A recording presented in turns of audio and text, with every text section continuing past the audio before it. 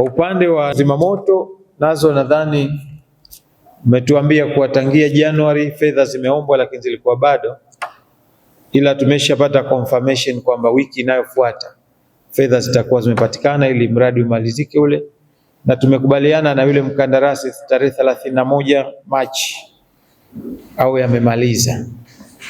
Upande wa mafunzo mlikuwa mnahitaji milioni 500 ya kumalizia. Kwa sasa taarifa ziliopo makao makuu wana milioni 250.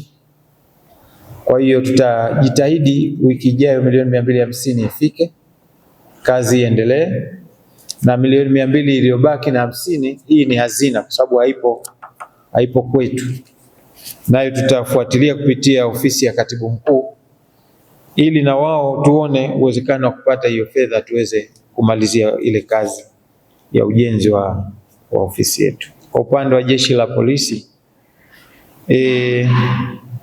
tuna uhitaji wa milioni 337 ili kuweza kumaliza kazi yetu.